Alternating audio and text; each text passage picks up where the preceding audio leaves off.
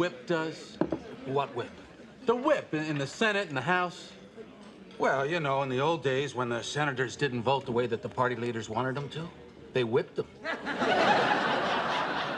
You better vote the way we want you to, or there's going to be big trouble.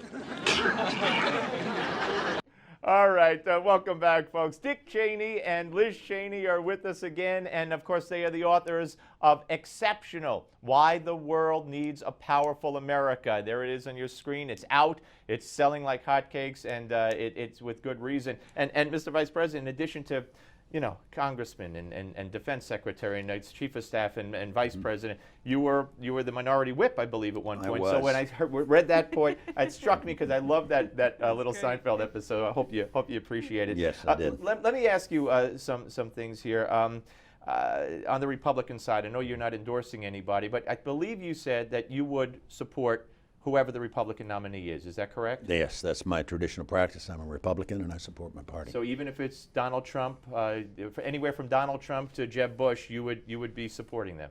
I will support the nominee in my party. Okay, and what about the fact that Carly Fiorina is now going to be allowed on the stage in the debate? What do you think of Carly Fiorina? Well, I think that's good. She's the only woman in the race on the Republican side, but she obviously has an impressive background. I'm glad to see she's in the race. What about the fact that in Iowa, Mr. Vice President, Trump, Carson at 24 each or 23 each, and Carly at 10. That's well over 50% of the people of Iowa, outsiders. What does that say?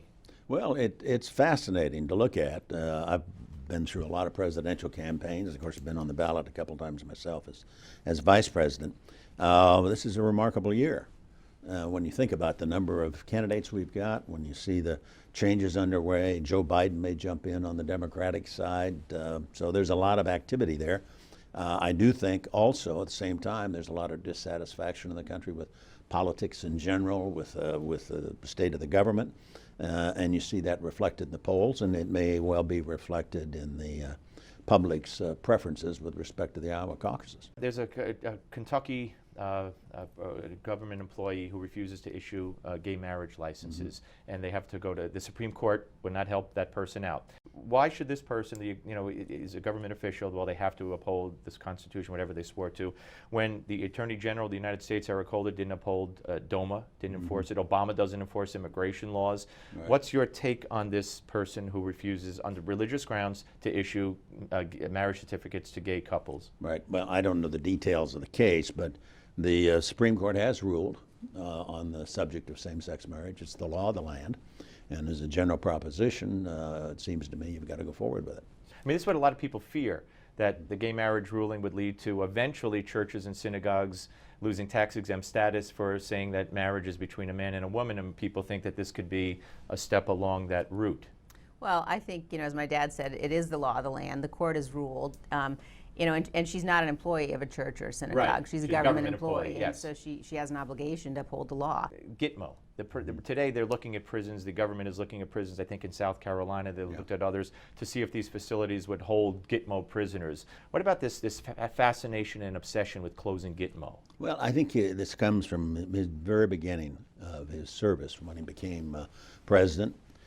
Within 48 or 72 hours of being sworn in, he announced he was going to close Guantanamo.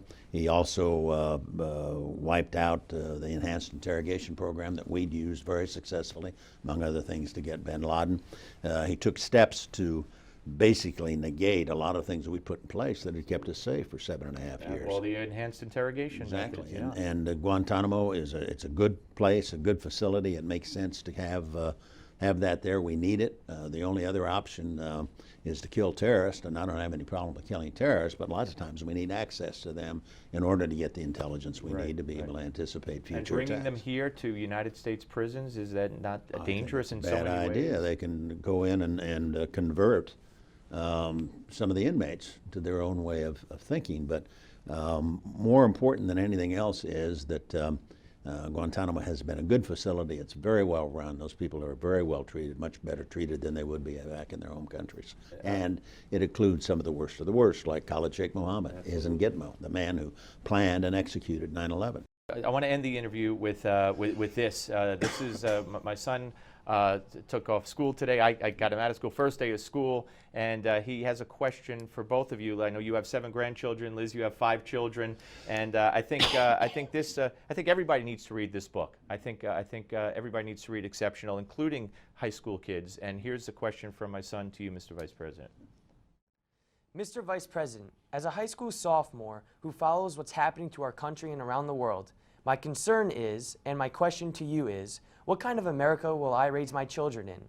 Will we recognize it? What can young people like me do to make a difference? Thank you, sir. Well, I think it's very important. I think we have an obligation, our generation does, to pass on the nation in better shape than we found it, to uphold its values and so forth.